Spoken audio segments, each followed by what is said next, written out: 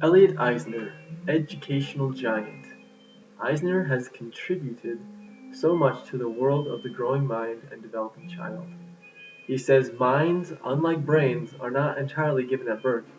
Minds are also forms of cultural achievement. I also believe in this. I know that every student and child has the potential to achieve its goals. Eisner believes that through art and education of art, as well as the other core subjects, and a balance between them, they can accomplish much and pretty much anything in this life. He was born in 1933 in Chicago and had a very early interest in art.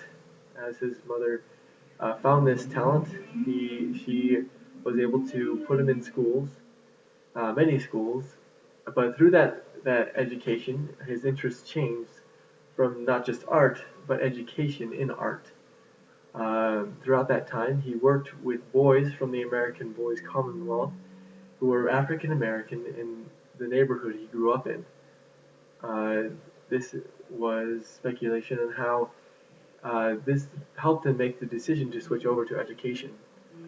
Um, his education was from Roosevelt University, where he gained his bachelor's in art and education, to Illinois Institute of Technology, where he gained his MS in art education, and then finally the University of Chicago, where he gained his MA and PhD in just education. He's taught in high schools and at the University of Chicago, being a professor of art and education, and continued that being a professor of art and education in Ohio State University, and now Stanford University, where he is the Lee L. Jackson Professor of Art and Education. Um, Eisner is has been an advocate of the arts. He shows that advocacy uh, through his thoughts on education, which he focuses on his concern for the lack of priority schools have on the arts. He argues continually that the arts hold as much importance as any other subject in education. Eisner has made cases discussing the focus on how art develops cognitive thinking rather than only dealing with emotional and creative forces. Um, he tells us about how the environment is very important in which children and students grow in, and how uh, his how education in art has made wonderful contributions to help them grow. He talks about in his book, The Arts and the Creation of Mind. Uh, he talks about how art has that impact on education. Um, for example, from what I've gathered, he talks about the stress that we have about the quality of our schools, especially in the United States, and how we want to apply alignment to them. So we specify certain terms and conditions and how they should how we prescribe procedures related to them to measure an outcome, uh, like like a business doing quality assurance. Um, we want to have standardized testing so that we know how good a school is doing. And it's great. Uh, that is really good. It's a great thing. It's efficient. But efficiency shouldn't always be the objective. Efficiency is a goal, you might say, that schools have for classes like math and science, which is very appropriate in most cases. Um, in the matters of art, efficiency isn't a high priority. Efficiency is largely a virtue for the tasks we don't like to do, says Eisner. Few of us like to eat a general meal efficiently or participate in a wonderful conversation efficiently, or indeed make love efficiently. What we enjoy the most we linger over. If a school system only focused on efficiency to produce better students, then their outcomes will only lead to underachieving expectations. Um, Eisner believes that when this happens, we find out how students lack motivation in activities for which they receive little or no satisfaction. We need to have that balance. Um, the arts gives them that motivation. Experiencing the aesthetic in the context of the intellectual and artistic work it is a source of pleasure that predicts the best of what students are likely to do when they do whatever they would like to do, says Eisner.